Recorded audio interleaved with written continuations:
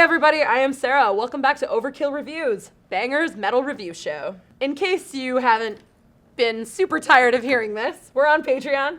And if you want to throw some money your way, it helps keep the lights on, helps keep my microphone working and all that other fun stuff. Speaking of Patreon, this album was highly requested on our monthly poll. This week, I'm reviewing the 9th studio album by a sword and wolf worshipping trio who hail from Stockholm, Sweden.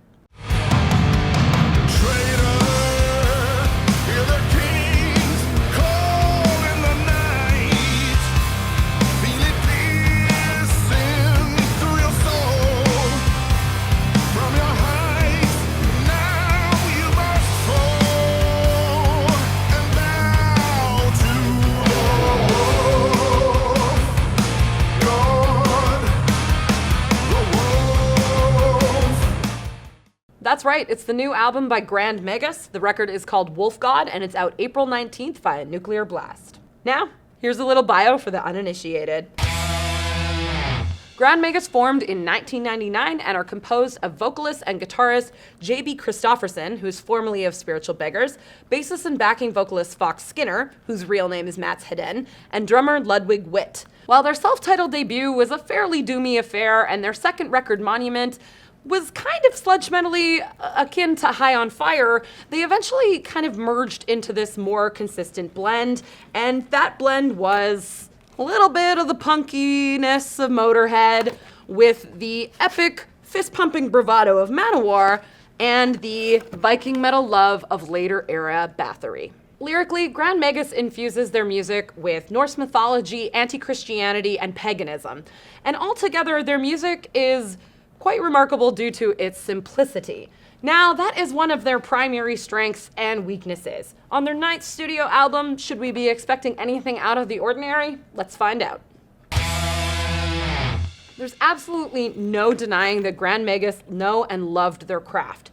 They've settled on a sound that is very consistent, and their vocalist JB in particular is, well, his voice is very unique. It's clear, it's stentorian, and he has this unusual warbling, and I think that he really stands apart from his peers. The band particularly excels at the 3.5-minute power punch, and also their production. It's always good, it's always clean, it's nice, and it's organic. And on this record, that is no different. For me, the highlight of this record is the song Dawn of Fire, which starts off with this audio clip of waves crushing back and forth, and then the very first line, as a perfect fit, is "Ride the Waves." This is a pretty literal band, I'm not gonna lie. This song, definitely in the realms of Blood on Ice era Bathory.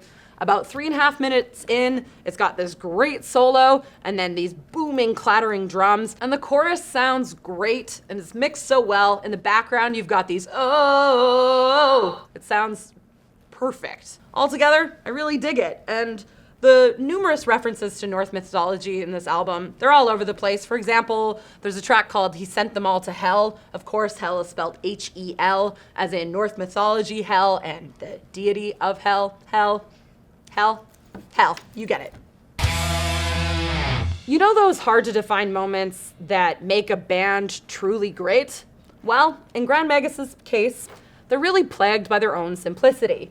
This is meat and potatoes metal, and it's infrequently great as opposed to pretty good, whatever you want to call it.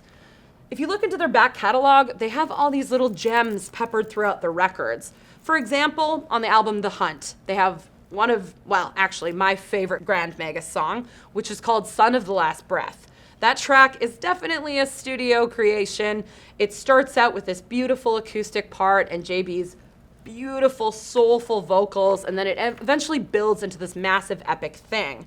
On other records, you're gonna find great songs, such as on Wolf's Return.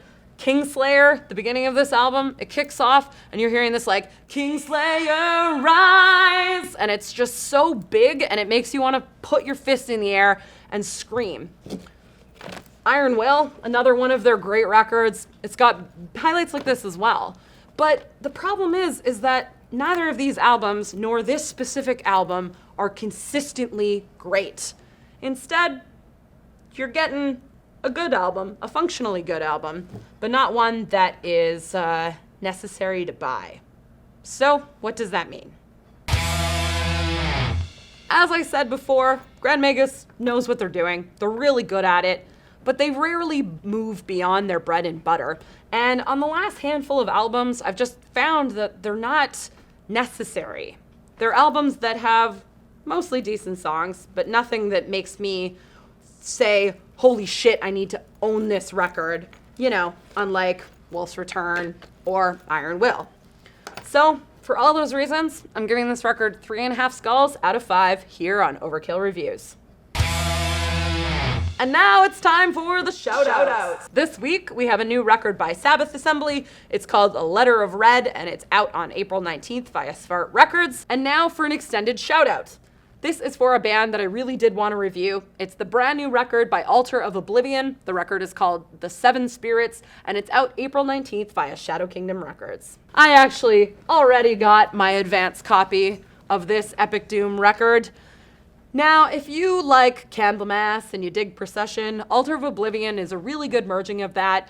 This is their first album in 7 years, so it's been long anticipated, and it follows on the heels of their debut, Grand Gesture of Defiance, which to me is one of the best Doom albums of the last 2 decades.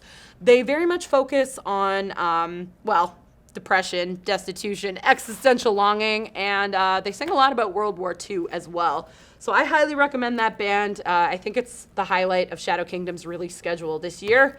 So yeah, check it out. Thanks. Bye.